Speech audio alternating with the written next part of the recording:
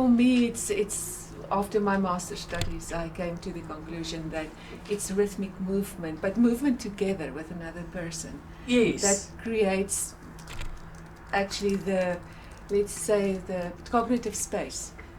Okay. To start thinking about new concepts and to move together.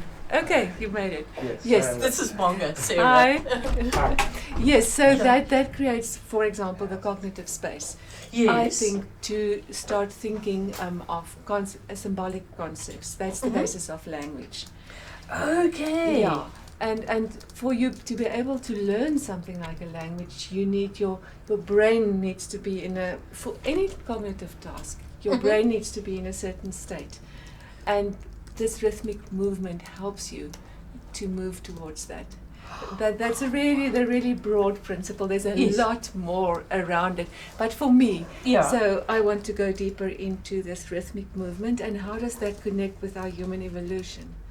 So we started walking the way we do on two legs and running around 2 million years ago. Yes. And that, if you're a long distance runner, or if you go to the gym, you run rhythmically. Yes. Your breath comes in a certain way. Yeah. And for me, that biological adaptation is where we should start thinking about our humanity. But then also music, dancing together. Yes. Yeah. Okay. I just want to make a note.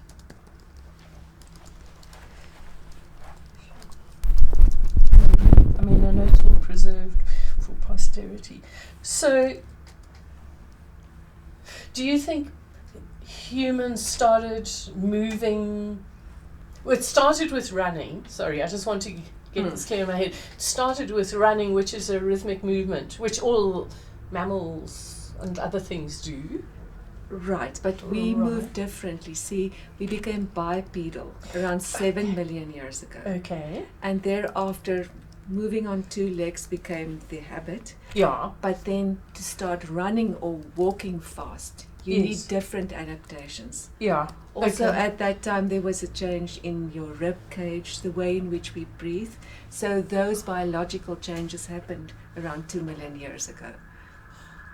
And you see, so you can put that together for me, in a package. Yes. And for me that's the starting point. Yeah. And as you know, if we dance together, we immediately trust each other. We become friends. And for me and you need that kind of situation to learn new things. And a lot of music therapy, these, for kids with learning problems and so on, concerns rhythmic actions. Yes, And they use that to remedy learning problems and so on. Mm-hmm. Wow. So, according to what you think, we became bipedal. I'm sorry to say it back to you, but it's because it's such new turf for us. We evolved into bipedal creatures, and that rhythm then evoked a kind of sound making. Presumably people were communicating already with sound but not language. Yes. So the thing about language is that it is language with speech is a symbolic system. Okay. And so you need to be able to store symbols in your brain in some way. Yes. And so you need a mnemonic. Okay. To help you do that. Yeah. So of course your brain needs to be bigger, or it needs to be organized in a different way. Yeah. And that's a whole other track that a person can follow, brain evolution. Yes. But say we understand that, and we understand it imperfectly, of course. Yes. But then so moving together in time might have created this space, the cognitive space, for us to develop the first symbols and to start from there. And of course sounds that you would have made in calls, for example, a rudimentary song, etc., could have been involved in this process. Right. So there are some people that suppose we have a musy language, and I quite like that idea too. Yeah. Could you just say a little bit more about that? So musy language supposes that musical aspects of language came first. For example, something that we call prosody. So as I Okay. speak, is the feeling behind my words and how we communicate, and the sing-song nature, the musical notes, Yeah. the color, etc. Those aspects of speech and language came first, Yeah. and then on top of that, language as we have it today evolved. Okay. And I suppose that the opposite can be said about music as well, as like the tonal variations in music have a communicative element to them. Yeah, music as we know it today is a complete, runaway development, sitting in the concert hall and having concerts and listening. I think of music initially being a participatory and an action. Mm-hmm. So dancing together, even in simple ways. But the point, what you're asking, music as we know today must have had its roots here as well in Musi language. Is that what you're asking? I'm saying, you said like the Musi language argument is that music developed on top of or language developed on top of some like prosody and rhythm and meets and like the same kind of rhythms. Like it can work the other way as well, as like music as a communicative medium. Yes, yes, I think so. Yeah. But of course, the past is murky, and so you have to develop. But that's fun to do, and what I like about it is that you can actually link it to biology. So they can actually measure people's brain rhythms while listening or making music. They can see that the way in which babies learn language is definitely rhythmical. Wow. So moving them rhythmically predisposes them to learn the earliest words more easily. So, but that's a huge field of science. Yeah, and that I really want to go deeper into that. Wow, that's so interesting. Wow. And so would this have been about I'm just trying to think of like the hominids in East Africa and because sorry, I should have remembered these dates and I haven't. Would those people there have used music, or would they have used rhythmic movement to create dance? I mean, to dance, leading on to. Yes, I would say so. In East Africa and in South Africa, you've got the precursors to humans, or Homo erectus, starting from 7 million years to around 2 million years. Okay. So then bipedal movement, they became down from the trees and started walking, and perhaps rudimentary running. So in terms of their physical adaptations of the skeleton around 2 million years ago, there's a real observable change. And so the legs become longer, the arms become shorter, there's a change in the rib cage, and also changes in the vertebra, the spaces of the vertebra. So altogether that is a more human way of movement. Yeah. So Homo erectus / ergaster, as some people want to call it, lived in South Africa, at Sterkfontein, for example, in the cradle of humankind, and in East Africa, and perhaps further afield, but we know most about them in Africa, basically. So it's hypothesized, or I think, it's that group of humans, Homo erectus, that started perhaps moving together in time, perhaps talking in a proto-language, but definitely having a Musi language. Yeah. And Homo sapiens? Yeah. I mean, when did Homo sapiens... Well, I know because I was listening to Lee Berger's book called Almost Human, which is great for lay people. And he was talking about Homo naledi, and there's another one that's also very famous, and I can't remember. A species. I don't know if it was a Homo species or... Yeah. If it was Lee, it was probably one of the Australopithecus. Yes. Australopithecus sediba. Yes, that's the one. Yes, so sediba is about 2 million years ago. So also, and then you also, of course, get Naledi. Yeah. But Homo sapiens seems to be a fork away from, or another kind of human. Okay. So humans like us evolved around 300,000 years ago. Okay. Those are the modern modern humans, Homo sapiens sapiens, from a precursor called Homo heidelbergensis, or in South Africa Homo helmi.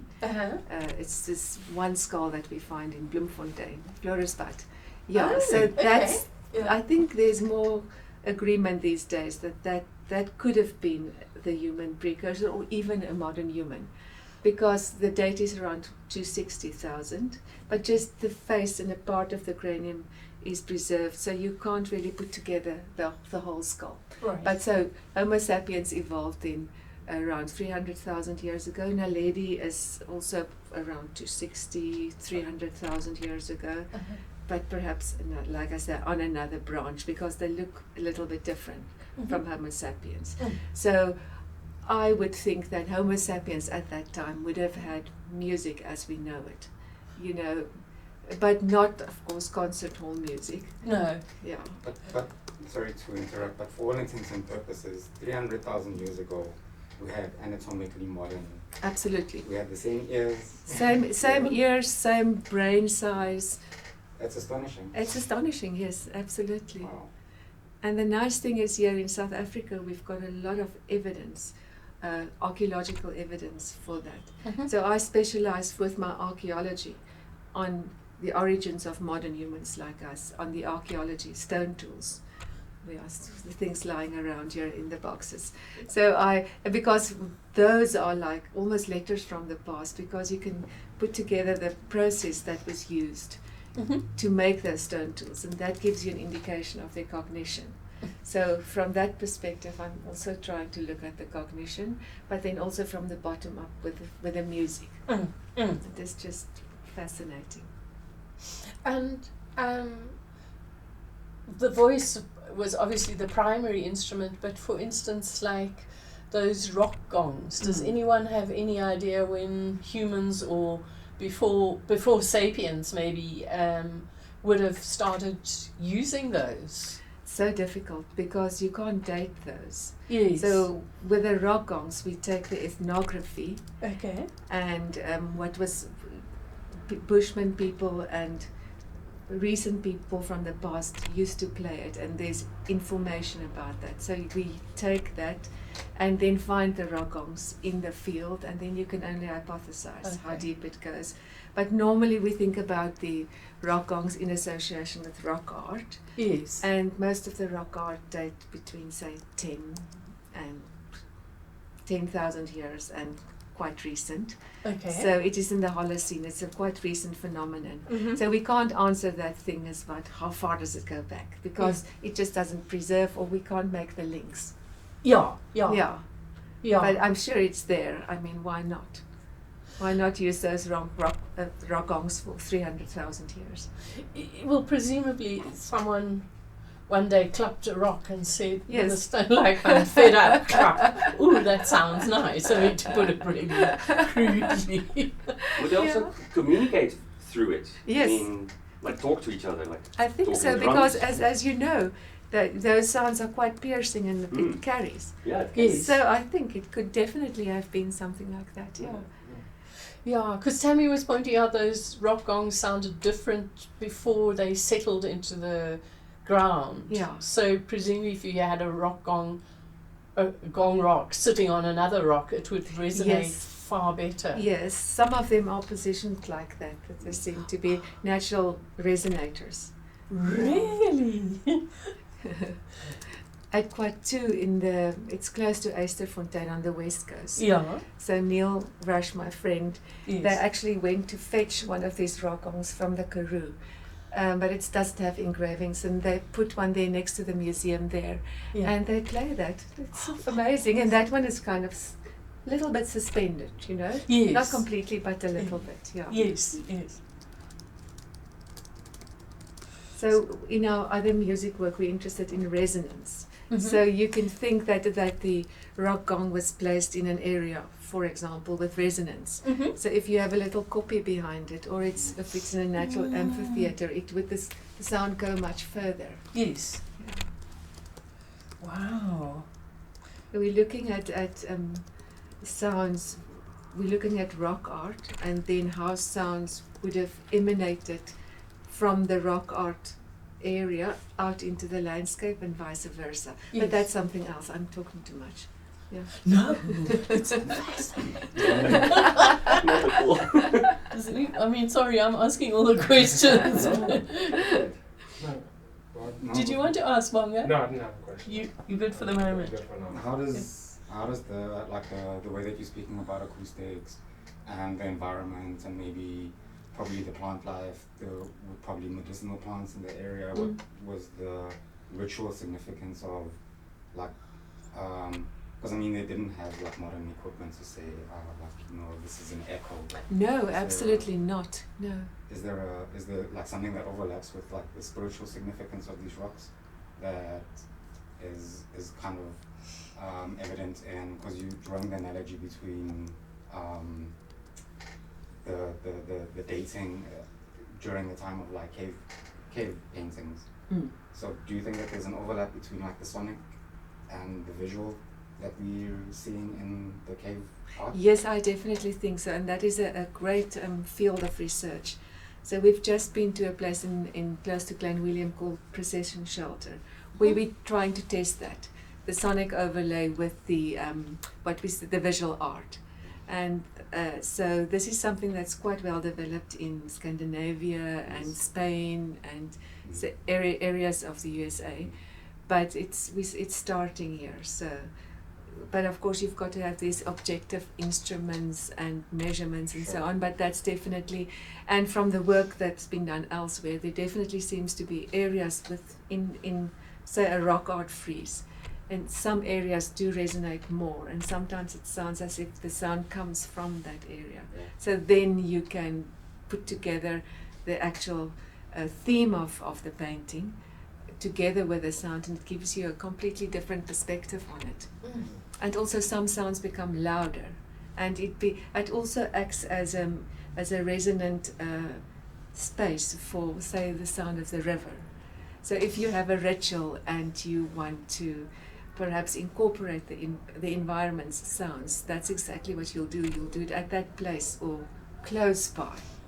So it's not entirely incidental that these rocks were chosen. Definitely. In my opinion, definitely not. No, and one of the strongest hypotheses are that it's chosen also for their sonic qualities. Yeah, the placement is done especially on that. Great, eh? That's just like, can you cancel your meetings the rest of the day so we can sit here and talk to you about all this stuff? I would happily. And I also was in Baviaanskloof once, and also imagined with all the shaman that are and the eland and all that. That is also, I mean, what Byron was saying.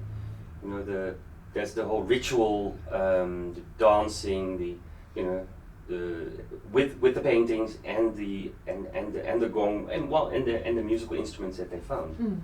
That would be a case, obviously, that these two, I mean, the audio and the sonic and the visual would enhance the sort of trance experience. Absolutely. Yeah. Because what we've experienced at this cave, for example, if you make certain sounds, you feel it in your body. So we just fooled around and we sang, we just hummed in certain areas in front of the cave, and all of a sudden, there was this bodily effect that you feel it becomes, it becomes part of you and it becomes much louder. So I think it's the body, the picture, the sound, everything, and that together you use that to go into an altered state of consciousness. Exactly, the exhaustion also, the blowing of air. The whole thing, Yeah. it is the whole package. But for up to quite recently, we just looked at rock art, all these things in isolation. But actually, we must think of it as all of it together. Yeah, because we're so visually oriented. We are, yeah. Yeah. Yeah.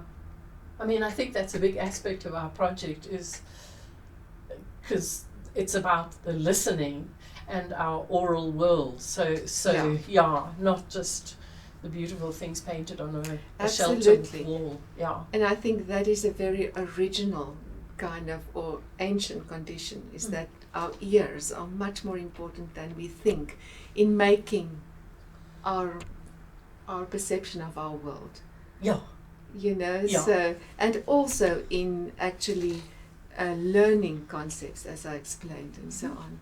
And your ears actually adapted, so our inner ears look kind of different from our predecessors' ears. So the inner ear bones, you've got vestibular canals, and so they sit in a little bit of a different way. And you know, if you've got a cold, then you lose your balance and you're out of balance, the whole thing. So that also comes into play. Yeah. So it's a whole, what I find fascinating is that we as biological organisms are actually adapted to use sound and movement in a specific way. And it's almost like a secret. Because we, as you say, we just look at things and it must be pretty and so on, but actually we're a whole, it's the bodily involvement of making sense of the world, and our ears are important. Yeah. Well, I think you'll know this because you've trained as a musician, and so have you, Bonga. But we listen very differently from other people, and I know working with Jürgen and Barend, we'll sometimes say, I'll say, did you hear that? And they're processing their world in other ways. Yes. Yeah, and ours is on all the time, like that siren that just happened or whatever. Yeah. Yeah, and you become also much more irritated, hey? Sounds like that. I do. And would those early people, say the people who were painting on the rocks, and using sounds and stuff, that whole gestalt thing, would that have only been for ritual, or would it have been, you know, like for play, or just because as a human we need to express ourselves visually or sonically? But you know, I think that distinction between ritual and everyday life is a very modern thing. Oh, okay. So if you look, for instance, at, I'm going to use the term Bushman because that's what's preferred. If you look at Bushman histories and stories that they write, it's much more an intermingling of all aspects through your life. When you go on the hunt, when you make food, when you dig for roots, it's part of your life. So also that has ritual aspects. So for me, it's much more. It's almost like how we make sense of the world. It's a whole mixed bag all the time. And of course, sometimes you have these separate rituals. Yes. But I do think it's not like that stark separation. Right. Yeah, and I also think then the music making and the movement, it was much more spontaneous and part of the day, or part of your everyday life. So there's a person called Blacking, and he looked at musics, of ethnographically known people, and he said music is an action, and you get different musics, and it's quite far away from what we think of as music. I think someone played, was it Bach or Mozart, to a group of Bushmen in Namibia, and they just said it's scratching, just switch it off. We don't like it. It's horrible. Scratching. It's scratchy, it doesn't make sense. Okay. And if I read someone like Kirby's, I've got the books here, recording the Bushman music, it's always like, okay, it's not quite on the standard of Bach, you know, it's not the intervals are not quite there, but it's rudimentary music. Yes. But it's just different musics. Yes. You know, it's not that music evolving into Bach. It's not like that at all. For me. Yeah. And I work very closely with a composer who's trained in the Western tradition, classical tradition. I don't know if you know Kevin Volans, or you know of him. Yeah, I know. And we've been having a lot of discussions because he wants to get away from Western methods of writing in terms of development and logical sequences and structure, and he's looking to compose, not to imitate African music, but just to compose in an African way of sort of addition and fabulous. And he's going further and further with that because he grew up here and taught here, and he's moved to Europe, but he was profoundly affected by that. And I think even if we don't understand the deepest layers of say, vendor music making, it's profoundly moving. Absolutely. Because I don't know, well, for me it also resonates with the landscape. I mean, I don't know if that's wishful thinking, but I don't really care. I don't think so, actually. No, and I think that's a great thing to do. And what you can do then is, of course, to go to the ethnography, to the musics that they recorded. I used to work at the Zika Museum, and they still had these wax cylinders with Bushman songs and so on. Yeah. And I think they managed to put it on, you know, to actually record it for posterity. Wow. So Yeah. that's fascinating. But that's only the Bushman, and there are many kinds of musics, of course, with different groups. Yeah. I'm kind of interested in that, but what region is it from? That is a replica. So we see examples of that in the rock art. That's why I really like it so much. Yeah. And you see that in the Eastern Cape. Okay. But there's also a record of the Bushman people playing that, and you get different types. Yeah. The name of the instrument escaped me for the kora. Yeah. Yeah. I also can't Yeah, remember yeah. that. It's not on the tip of my tongue. Yeah. Yes, but how people make music with that in all the different ways. Yeah. So for one of the examples is putting the string in the mouth, and then it resonates and it makes different sounds. I even have a picture of a woman, with just a string around her toe, and then she makes music like that. Oh wow. You know, Wow. like just everyday things. Yeah. My friend Neil Rashi makes flutes or pipes from reeds, and how beautiful that sounds. Yeah. Yeah. I'm sorry. Another part of our group, or another person in our group rather, is Mpho Molikeng, who's, I don't know if you know of him. He's a musician from Lesotho, but he makes a lot of his own instruments and receiver and.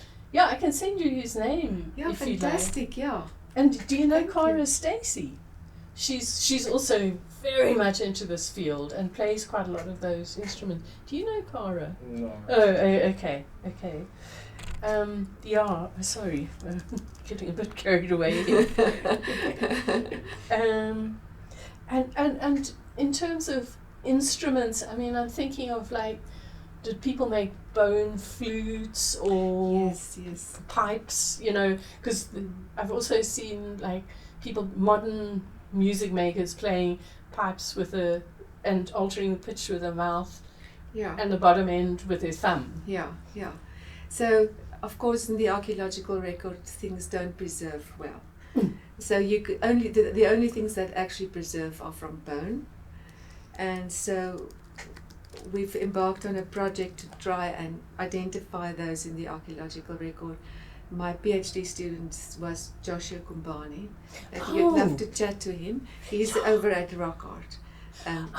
Yeah, and but with him together we formed this group and looked at it. So then we identified a vurvur. But you asked me what you get. So what we identify as a vurvur, which is not necessarily a musical instrument, but some here you do like this. So Neil and Josh and I and Justin from UJ, we did this experimental research, and Josh then played it and so on. And so we think that's one thing we identified, and then the other are bull roarers. What exactly is that? A bull roarer is something, on a long string that you. It's like the Aborigines still use that routinely. Yeah.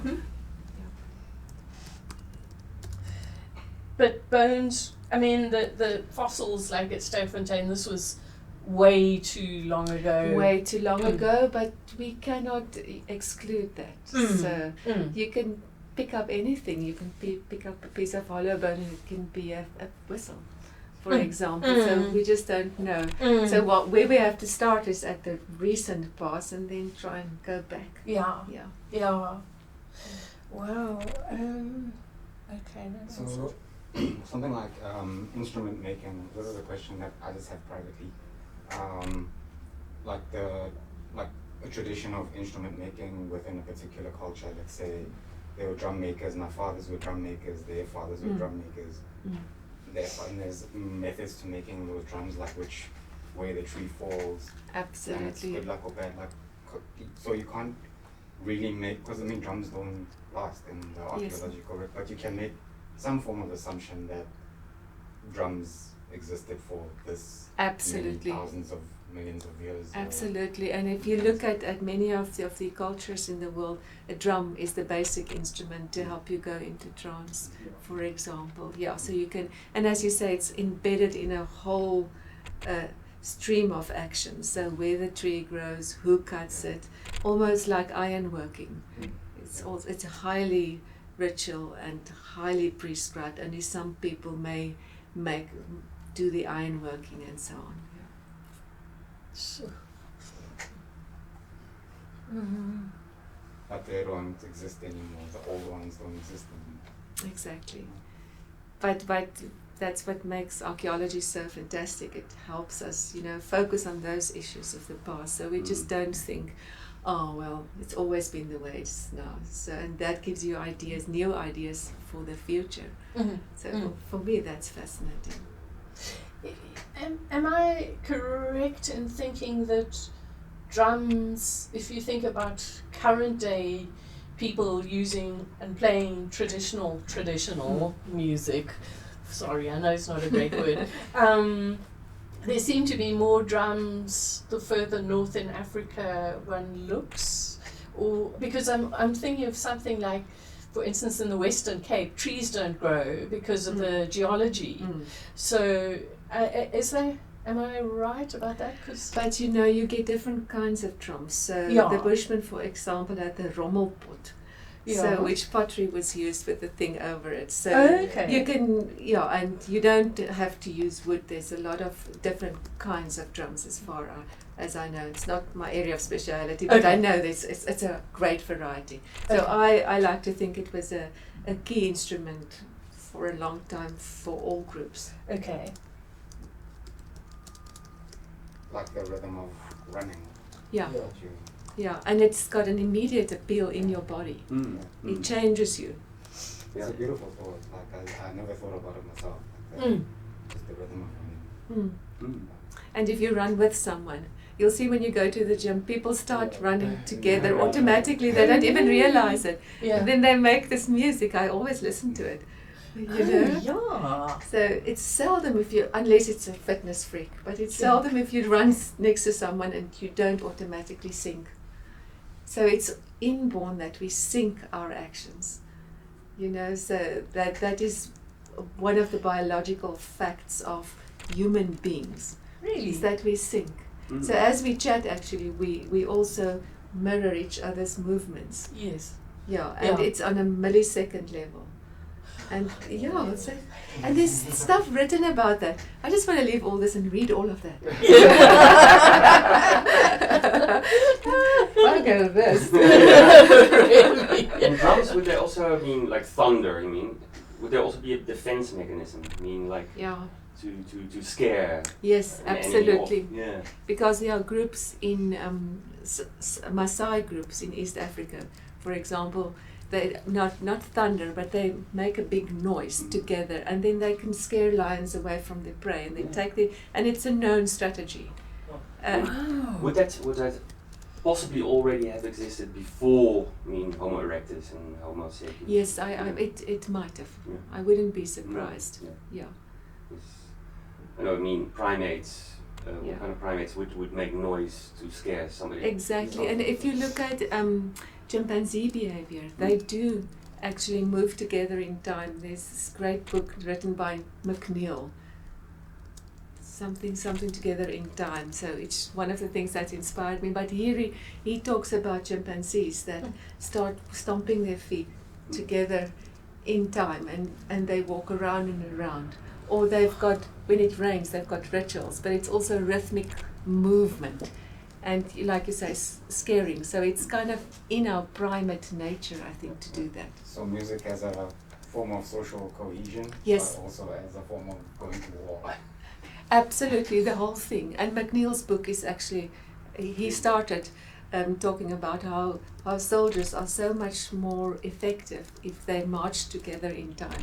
Then they become something different, and they become much more invincible, much more happy to do what they do. Okay, not happy, but you know what I mean, motivated. Unity. Unity, and that's the movement together in time.